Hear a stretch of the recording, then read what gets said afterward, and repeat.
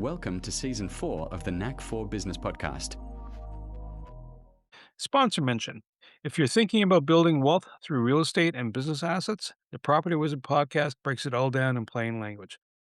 Find it wherever you listen to podcasts. Search for the Property Wizard podcast. Link in the show notes. Question of the audience. What are the biggest financial risks your business is ignoring has everything to do with your balance sheet? Most leaders know climate change is real. What they're still trying to figure out is what it costs them when they're doing nothing. Today's guests are helping organizations turn that uncertainty into a competitive edge. And they're going to show you, and us actually, exactly how. So we have two guests here today, and Nidhi Nikam.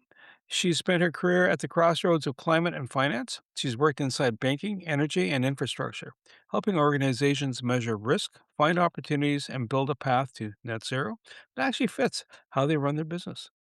She's an advisor in climate risk intelligence, a company built to turn climate data into financial decisions. She believes the next 70 years belong to energy, and that the companies who get ahead of that now will be the ones still standing later. When she's not reshaping how leaders think about risk, she's growing her own food on a community allotment like that. You can find her on LinkedIn. Her handle is NID, all in one word, on LinkedIn. And our other guest is Ellza Malik. She's the Chief R&D Officer at Ampresta. Her background crosses behavioral research, marketing, and data science. Her focus is on one thing, turning complicated data into something leaders can actually use. She studies how incentives shape decisions, especially when the stakes are high and the information is messy. She's the kind of thinker who questions the assumptions everyone else accepts.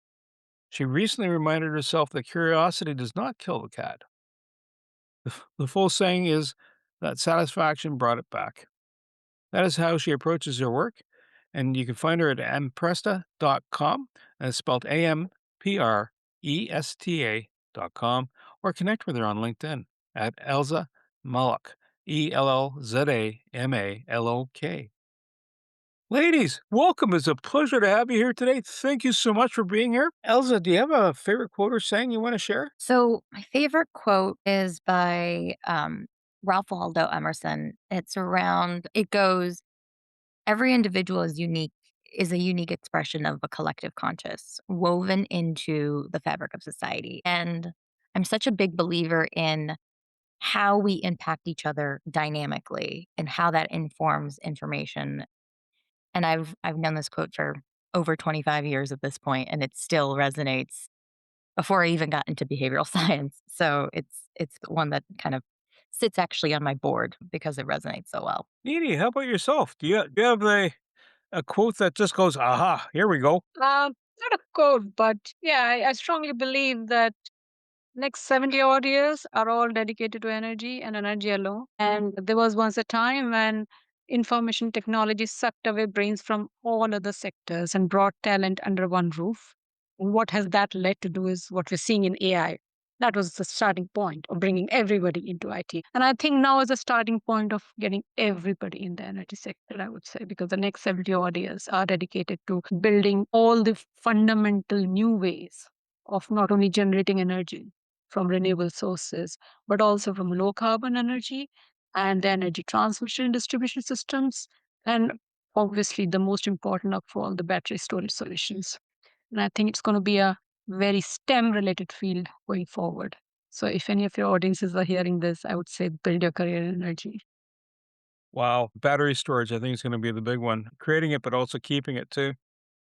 What what brought you from finance into climate? Like, how did that kind of those crossroads line up for you there, Nidhi? Um, Thanks for this opportunity, Bernie.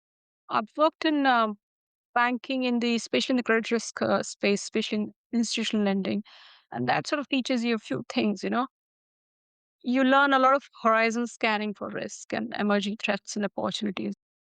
I ended up also working in digital transformation within the financial services sector, which brought me very close to the data pipeline and how the data tells you the performance of a company. And looking at data, it almost makes you a good soothsayer. And for banks, climate risk is not a separate category. It sort of manifests through what we hold on our balance sheet. So if you look at physical risk, which is damage from extreme weather events, and transitioning risk, disruption from moving from the current setup to a low carbon economy, all these risks will transmit through a bank's balance sheet, for example, through a credit market liquidity and operational aspect. And I am very close to it because I not only sat in the risk roles, but I also sat in the frontline roles within institutional lending. And traditionally, within the financial system, risk is a very back office activity, whereas climate risk is not. It's a very frontline mandate because it all centers around making better decisions so that you don't build more risk on your balance sheet. Especially if that risk has got huge externalities, because all of this you cannot control by sitting in one office in a location. So I see that same sort of vibes in the infrastructure sector as well. So any high frequency intense weather events like floods and fires, wildfires, they cause immediate damage to the collateral that you're building in the infrastructure sector. It impacts your corporate supply chain. Climate risk is such a horizontal uh, sector agnostic risk that it impacts you in a way that its impact should be read directly into the finances of any corporations. And that sort of felt like a very organic growth story for me personally, that because I understood risk and I understood capital markets, it was very original for me to then start working in climate risk space so that I can potentially change the climate change story. It does not feel like a good PR or a CSR exercise, but it really feels like addressing of the biggest challenge that we face today. Wow. I can totally appreciate it because what is it? Some people have doubts about climate change still. And at the end of the day, if the light switch is not on in the room and it's dark outside, it's still dark, right? So it's the hard realities. Elza, now you're at the other end of a spectrum where the finance is almost like in like the science. Not that behavioral research isn't science, but you usually when you're dealing with people, there's kind of fuzzy logic almost embedded into that space. What brought you into this space and into the climate sphere at the same time? And I'm suspecting I kind of know, but you know what? Go ahead. Yeah, it's always interesting because one would think that behavioral research has very little to do with climate risk. But behavioral research is how we all make decisions. It's the science behind how we choose whether or not to go into a decarbonization initiative or not. And I think from the collective group here at Ampresta, we all have this mission of we need to move this because it's not only going to cost us a lot of money, but it's going to hurt our planet and hurt many, many people if we don't change. The issue is that the behavioral incentives aren't there. And that's really where my research plays and my background plays into it. It's blending how do we get the information that from someone like Nidhi and then turn it into a behavioral incentive model for businesses and those that are working in businesses to make those decisions every single day and translate that into something actionable that drives the behavior change that we really need. Again, that's kind of figured that's where that was going, and it makes a lot of sense. So when I hear other people talk about sales, right, it says they ultimately comes down to an emotive decision at some point in time, even if you have hard facts. Much like if you have a teenage male and you go, "Do you want the red sports car?" and you're 16, the answer is, "Uh huh, yes I do." Right. So how do you get that dopamine hit, but at the same time, and convincing somebody that might not be, their alignment's not in that space, their headspace, not that they're against protecting the environment against climate change, but their headspace isn't in there. They're how do you get them there? I mean, you can go high, your insurance rates are going up, and how do you do the reward mechanism? And it might be oversimplifying that, but how do you get them to kind of get into that headspace? So there's kind of an arc of patterns that most people go through. And it's different for the individual versus the collective. And our model is definitely to get a collective to move, but you've got to move a handful of individuals. So you're going to get the early adopters, the ones that already buy into this to move forward. And once they start getting a competitive advantage in the market because they've de risked, then you're like, well, what are they doing? So it becomes less of a conversation. And this happens often that we see in sustainability. It's this corner, nice to have department that when push comes to shove gets defunded because maybe the numbers don't look right this year, et cetera. When you put in a balance sheet, it becomes a fiduciary responsibility to the leaders in an organization. It changes the way that the lens that you're viewing it from to say, "Oh, It's not if I want to keep this plant running, it's is this plant at risk for the next earthquake that may hit and thus ruin it because we're seeing more natural disasters every day than we have in past years. So it flips the script on how you view it. So rather than making it a sustainability conversation, it becomes a financial duty to de-risk your organization. One of the other things I find sometimes if you don't know, you don't know. So I think from your end of the spectrum, it's the hey, listen, your bank's going, or better yet, your insurance company going, yeah, no, no, or you're paying a lot more, or almost the value of replacing everything now. How does a person find out? Other goodness, I'm putting myself at risk. Like, is there a yeah, AI monster sitting in the background? You're going, you type in this stuff here, your coordinates on the planet Earth, and this is what I'm doing for a living, and out comes your risk factor is whatever it is, right? And what starts the conversation going, Now how do I kind of rectify this?" On the individual level, there's, Well, yeah, yeah. but if you're the CEO, for example, right, and you're sitting in the boardroom, or if there's a strategist working with your CEO, because that's not their gift, right? And someone sits there and they function as the oracle. Where are we going next, right? How, but they might not know a bit of information. They know there's a gap. How do they fill that gap? Is it a platform where they kind of plug a number in and plug in some background information, or is that where Ampresta comes into play? I think there's significant gaps in the market. But before I talk about the gap, I think it's because a lot of people know the gap exists, but not all of us can solve for it. So it's important to mention that when you meet like-minded people and you form a tribe, you're at a better success rate of solving for a gap. That's a given. That's why you see the group here who are obsessed with solving for the gap. It's very important. So before we go outside the world in this preacher mode, we have to be within our tribe, be sure of the key things that A, we are not romanticizing the problem itself. B, this is not a hypothetical problem, and neither it is an intellectual high for us. It's a very real and a very material problem. And we would like to make this climate risk less abstract so that the business decision makers can consume it and make better decisions. And those decisions will reflect directly onto their balance sheet. So we endeavor to bring things together which will start showing the impact that climate risk is creating on your balance sheet, profit and loss, and cash flow statements. Make it very financially clear. What we will do through this is we like to make the ground fertile for other sorts of mitigation efforts to land for the businesses. The businesses want to do the right things, but they're running in 6 months to 1 year financial engine, final returns, return on interest, return on investments. So we need to convert the information in that format that they can consume to let's what I said, make the risk on their business appear less abstract and more like a target number that they can do something with.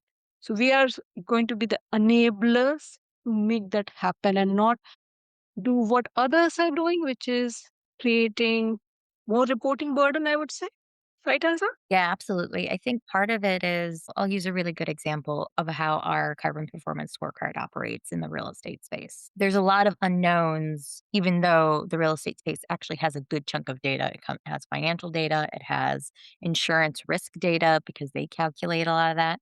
But it's all reporting. Nothing is put together in a financial model that an asset manager can be like, these are the buildings I need to go, work on because they pose the highest risks for,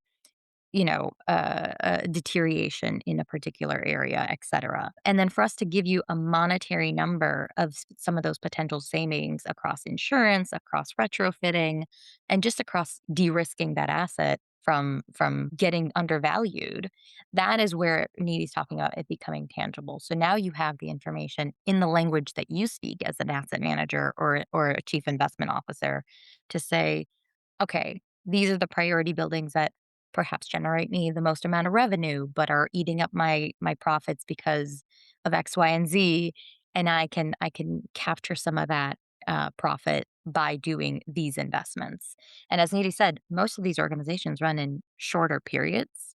So for us to give you short-term goals, midterm goals, and long-term goals and prioritize those, that's really what our initial product, the Carbon Performance Scorecard, does. It gives it to you to say, this is the language that you speak. We've just translated it for you. Having been involved in a corporate space and the annual budget and going through, so Needy, I totally understand what you're saying. What are we doing this year, and what's the capital expense and operating expense? And and I'm not an accountant, but I learned pretty quick what works well. Yeah, those are the terms. That's what we're talking about.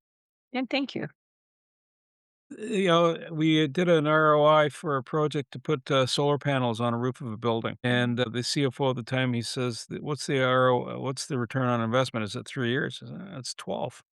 He went for it. We went forward with the project, right? And it's interesting. Previous conversation, same building. Someone suggested from a government agency we should put a grass roof on top, and the VP at the time goes, "Yeah, no, we're not doing that." Subsequently, I had a chat with somebody who does design, and she says, "You know what? You never want to put grass on the roof if it has other implications on carbon, right? For the carbon offsets." So when you're doing a brown build or a refit versus a new build, is there kind of an aggregator going, I have these really great ideas? It could be the grass on the roof, and it might make sense under certain circumstances, right? And this was a 15-story structure, so it's way up there. People were joking with me, going, "Yeah, you're gonna have goats on the roof or what? To mow the lawn?" Well, then we'd sell goat milk, right?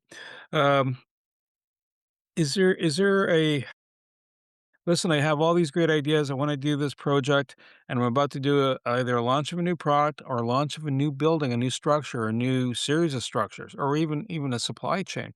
Is there something that can aggregate going, okay, that looks really good, but it's not going to help you at the end of the day. It's going to cost more and cost more, not just in money, but also in impact. Is there something that kind of a sorting hat that makes going, okay, these things come together well. Like, you don't make oysters and peanut butter happen typically, right? When you're making a sandwich, right? Is there a kind of a perfect mix that blends things? Open to either of you. Yeah, no, that's a great question, actually, Bernie. And this is what real asset managers deal with, what they currently have versus what they're going to build. So here's an interesting fact that by 2050, where all the built up world should have been decarbonized by, most of the buildings are already built. So they need to decarbonize process now in order to go to net zero by 2050. What does that mean? It means that you have annually that much money to spend. So you need to prioritize which building retrofitting do you need to do first.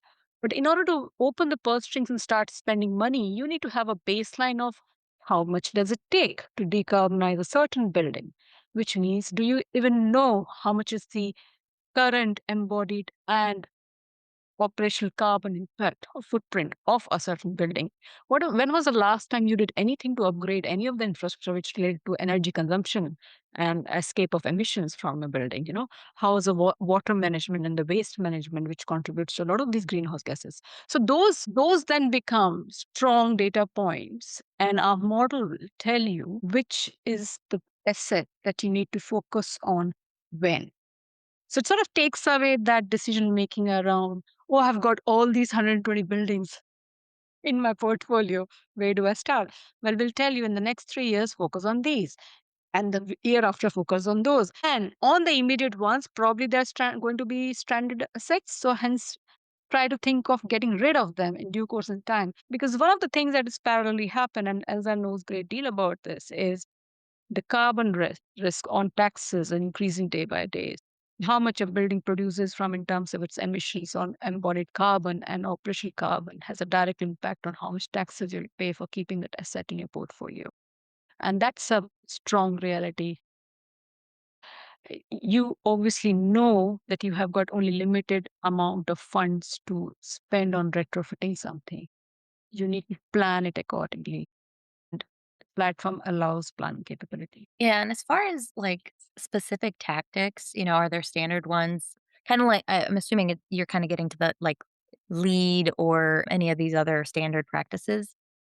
It really depends on the region, the type of building, the type of asset, etc.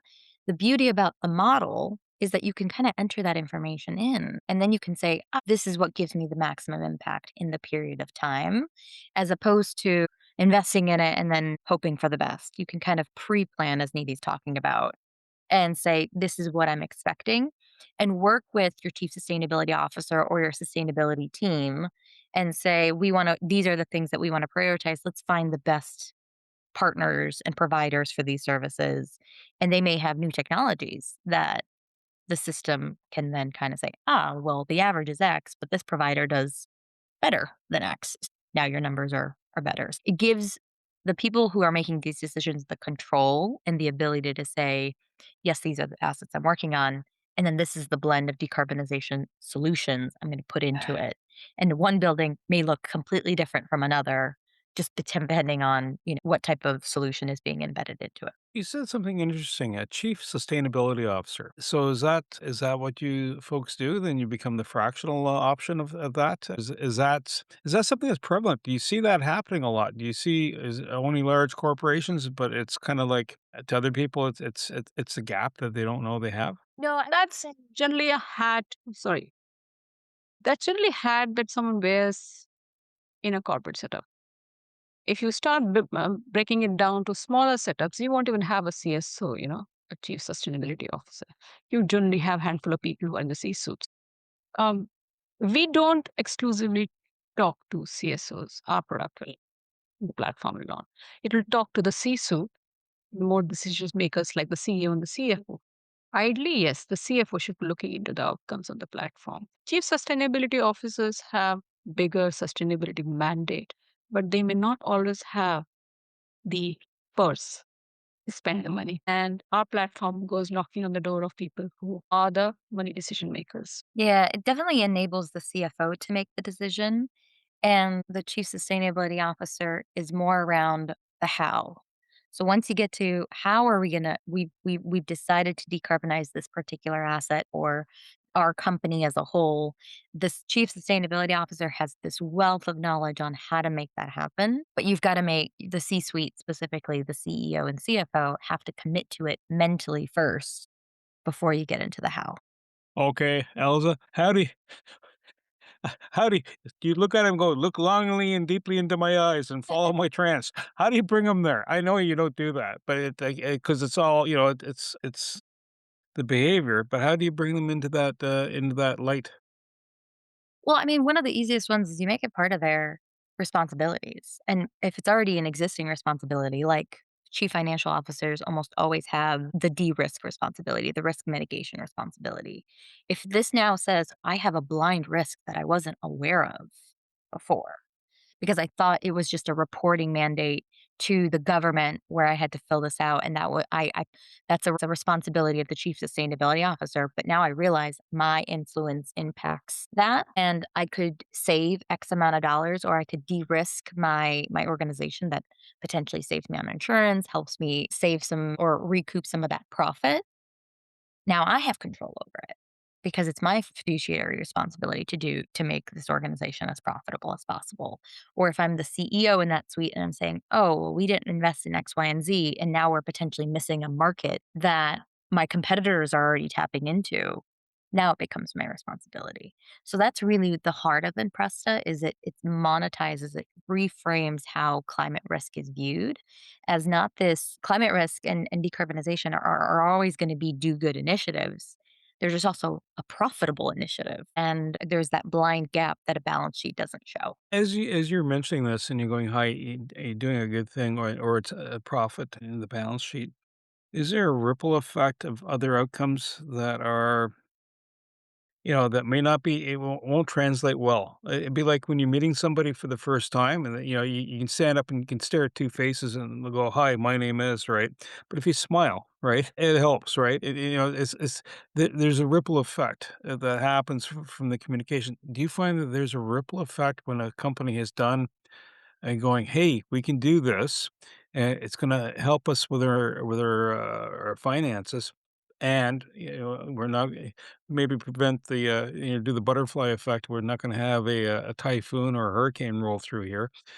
But are there other more, uh impacts that surround the whole space of that business that aren't measured Yeah, that I way? think, yeah, I would like to definitely answer this one because, like I said, we need to make these abstract nature of this risk to something like a hold on to things, right? So, if I take an example of how does, um, let's start from a place of, the relationship between the GDP versus the greenhouse gas emissions, and how does that impact directly to a company, how it performs. A structural economic shift of reduction to greenhouse gas emissions can happen because emissions intensive industry needs to decide on two things. One is reduce the energy intensity and lower the carbon intensity. What does that mean? In layman's language, it's you need less energy per unit of GDP. That's energy intensity reduction. And lowering carbon intensity is you use less of the current fossil fuel based energy, which means you use better and cleaner energy sources. Why? Because the carbon pricing or carbon tax is the strong levers that the countries are using to decouple the GDP with the greenhouse GHG emissions. And why do I talk about this? Because I take one of the examples from global north, which is Sweden. Sweden is using very ambitious policy around carbon taxes to support this decoupling effect. So the countries are already demonstrating feasibility and increasing prevalence of this transition to the cleaner modes of economic activity. The companies cannot be left behind, right? So why do I say that? Companies operate in these countries, right?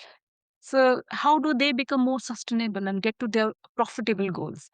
So in that context, now if we talk about energy, energy actually has moved from facilities management to the boardroom because it directly impacts the financial performance of the company, the operational continuity of the company, and the corporate reputation. If there's a certain price spike or there's a supply interruption, that can erode your margins overnight. And increasingly, both your customers and investors expect credible decarbonization strategies. So energy is no more cost project. And things related to any retrofitment that we're talking about in a asset is no more a cost project. It's a value driver. So what do the companies need to do? Companies to in order to see the ripple effect of making these good changes, they need to build strong data visibility and have digital optimization of how much do they consume, when do they consume, and from what sources of, for example, energy do they consume.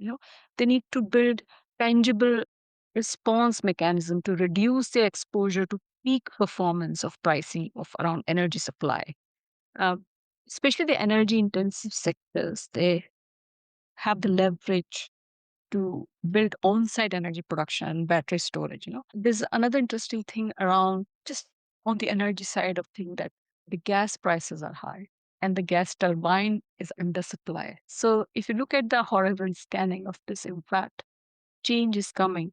So organizations have to increasingly invest in some sort of digital optimization platforms and the ability to connect all the data points and generate solutions for them to maintain their operational independence and also meet at the same time these tightening things around sustainability and carbon reporting requirements. And yes, I mean people may say, it's not our core business, but I'll say businesses are doing it and they need to be shifting from this passive consumption to the active energy trading sort of mindset, treating electricity flexibility as part of a strategic asset rather than fixed cost. And when you start looking at, well, what is my strategic asset versus what is my fixed cost, I think your perspective around solving more of the things changes and you get onto this bandwagon of decarbonizing, if it helps. Also, I get the financial picture, I get the impact point.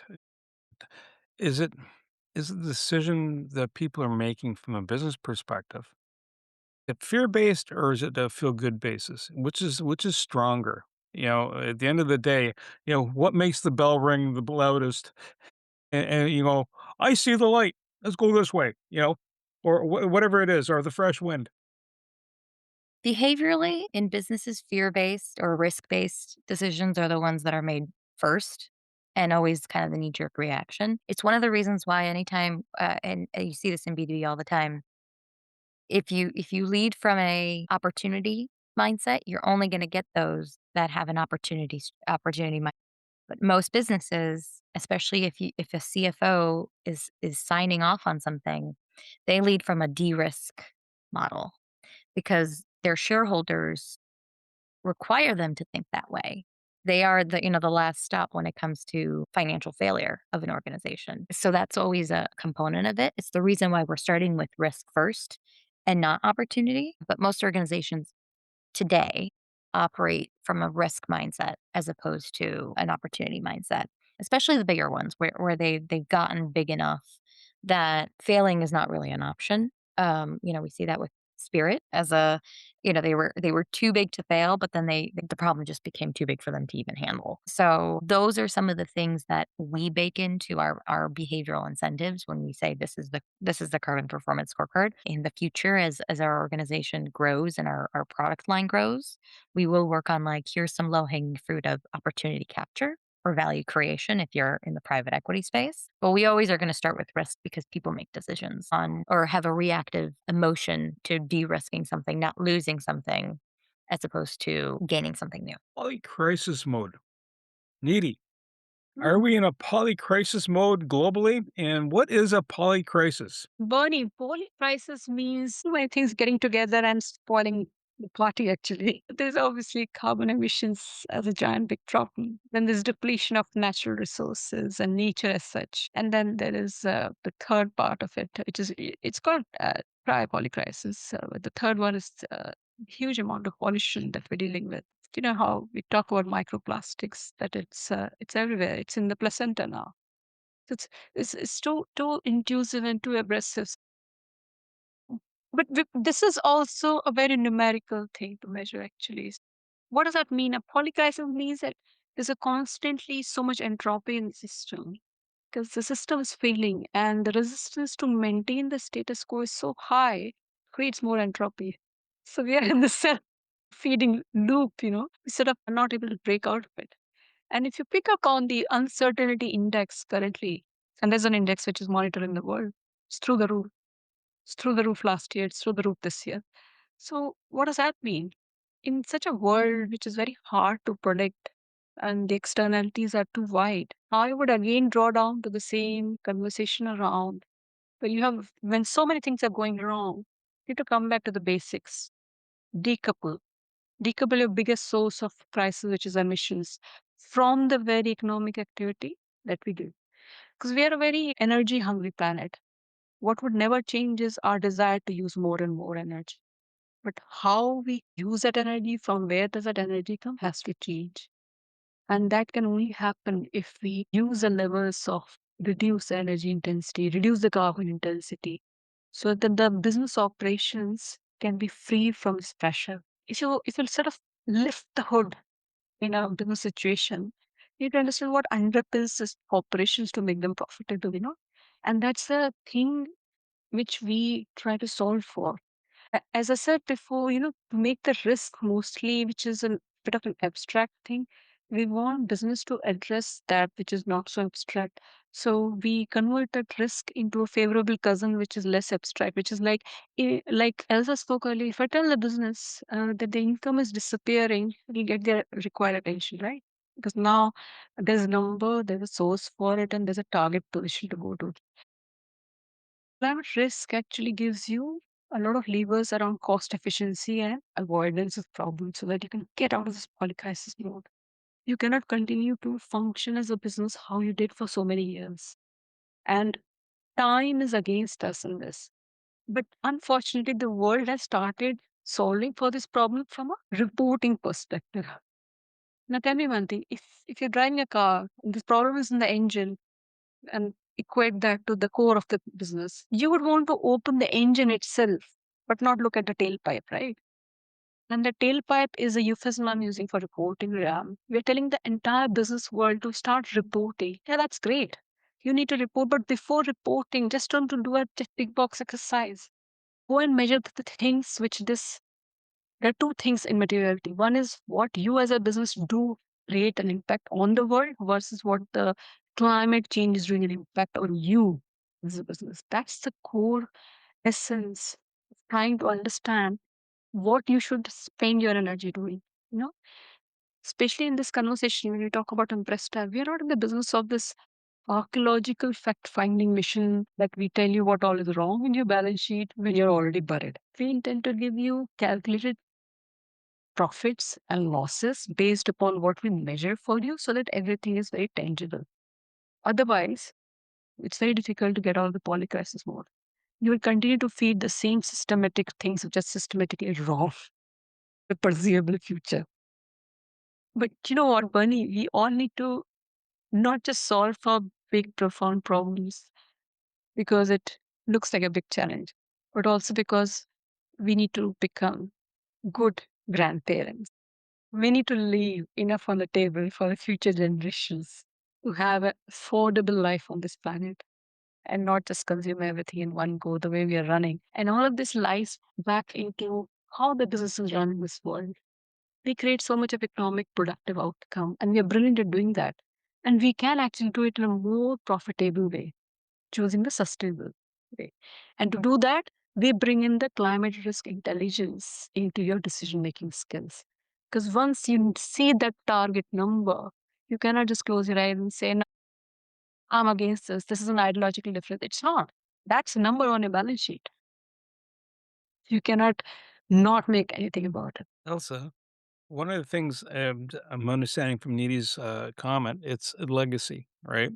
So, if I plant grass seed, in the spring, I'm bound to see it, and I have to cut it by, mid May, mid June here in Canada. But if I plant an oak seed, right, the tree, it'll be long term in coming.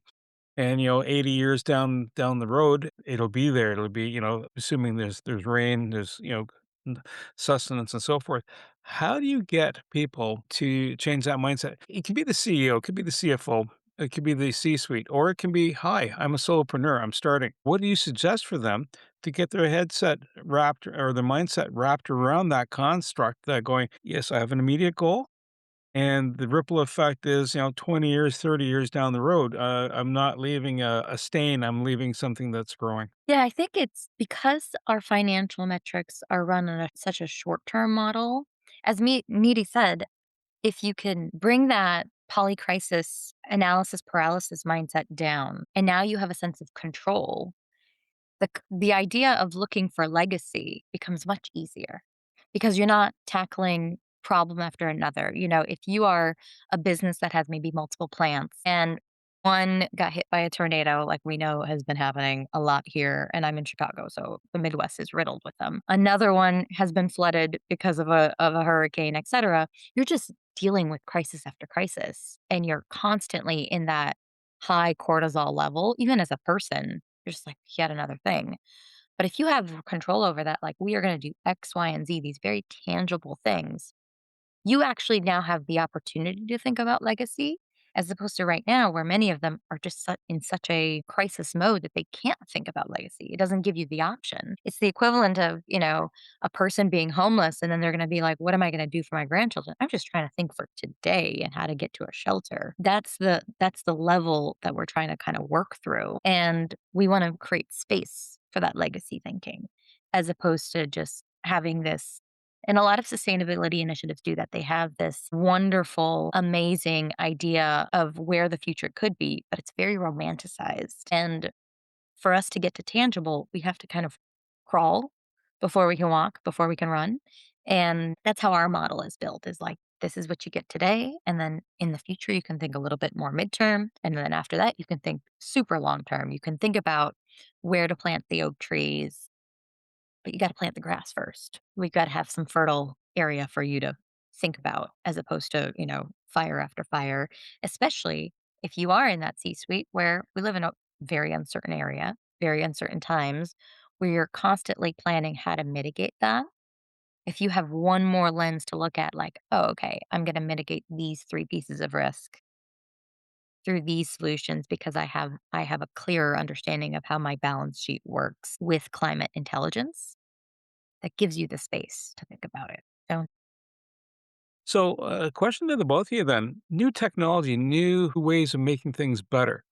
And usually, depending where you're in the spectrum, like if you're 15 years old and you grow up with a product as it evolves, you know the ins and outs of it. But if you've never grown up with it, or it has its own implications. Whether you're talking about batteries, for example, right? Car batteries that are an EV vehicle, if it catches fire, not so good, right? How do you get the people, whether it's the CEO or the solopreneur, okay, here's a new option. Might be a good thing, but how do I know it's a good thing? And what do I look for risks? Because it's maybe something I've never managed before. It's like if you own a gas furnace and you own a fireplace, they both generate heat. They have risks attached to them, but they also have things you have to be mindful of. How do you bring that awareness into the choices? I think that's a brilliant question, Bernie. And I want to sort of step back and say this is already happening. So just said, I think bring the awareness to the folks to what actually the market is already doing. And I'll tell you two grand nuggets around it. We need a lot of energy on this planet, right? And we need to go from 53 billion tons of greenhouse gas emissions to net zero. Okay, that's the equation we're trying to solve globally. Energy sector is the biggest emitter of that, more than 73%. And we use energy for 5 to 6 key areas, which is energy production itself. Making things, we use an electricity to make most of things like cement, steel, aluminum, plastic, and all, everything. Growing things like plants, industrial level animal keeping for meat production. Going around the place, which is transport. Keeping the ambience warm, cool, freezing, so HVAC in homes and industry. We definitely need different kinds of sources, ways of production of electricity. And that's what we're going to do in the next 70 years, implementing them to solve the current crisis. But is it all doom and gloom? No. And why people are not aware about it is a very crucial thing. I do not know how to solve for this, but I can tell you that clean energy market is a now growth story. And I'll tell you quick numbers around the patents being filed, because I think all C-suits understand the number of patents being filed, right? And China is a leader here. Notably, three things. State Grid Corporation of China is the leading filer in ESG and renewable energy patents I'm talking about. A German company, Siemens AG, that holds the most renewable energy patents in the global power and utility sector. And then there's a battery component, which is around a company called Contemporary and Bricks Technology, which has got filed more than 2,200 of the patents in rise of the battery technology. Then there's solar dominance. 62% of the patents filed are in solar technology space. So that's like booming massively. And then comes wind energy, both onshore and offshore. Did you know that? And again, China holds close to more than 900,000 worth of patents are being filed, all being commissioned for a solution. And then there is Huawei and Seattle again filing lots of patents in the batteries and energy storage. So this engine is already churning so much outcome that it's ready, market ready for consumption. It's just a matter of time where this becomes a front page news. So I think the question we are asking here is, why is this not a front page news? That is beyond my thinking here, why it's not a front page news. But that is a good news in all the things that is about doom and gloom. We are a very intelligent species on this planet, and we are doing a lot of it protect and safeguard our future. How that comes out to the rest of the world is the thing that we're deeply interested in. And hence, building something that sort of puts all of that information at the heart of why you should solve for this is a game changer. And one of the things that we intend to do through this platform. And I think part of the process is as these technologies come to play, understanding the risk between having a solar panel that you have to maintain and your existing energy output or whatever mix of sustainable energy that you're producing is part of our benchmarking process. So in my role as the R&D, having a consortium of solutions where we can benchmark their success rate is part of the process. So to say you're one of X organizations that already using this technology, because there are other areas in the globe, like China, that are far more advanced than us in many ways in terms of energy output, that we can use that information to say, here's where your benchmark would fall if you were to choose X technology versus another. And having that mix, as I mentioned, everybody's going to have a slightly different mix because of their needs, their budget, the timeline they're expecting it to occur in. So it's going to be in the model, which is the more advanced solution that we're working on building. But that's the whole point is if you can compare, it's kind of like, a credit rating. If you can compare where you fall in terms of everybody else, and then your 3 or 4 levers to improve your credit, that's kinda how our model is gonna work to say, "All right, well, these solutions will increase by X, but they come with other risk," right? So you're never gonna be risk 0 because it's just impossible, but we will be able to provide you at least some information around, perhaps this tool doesn't work in California because of X, Y, and Z, it's fading out because of the mercury output or the cobalt leakage that may occur. Just like every other innovation since the industrial kickoff, we're gonna have our learnings. The point is, though, we are moving at a more accelerated rate, that the learnings are gonna come a lot faster than, they were 100 years ago when information was sent through telegram. Or a carrier pigeon. Yeah.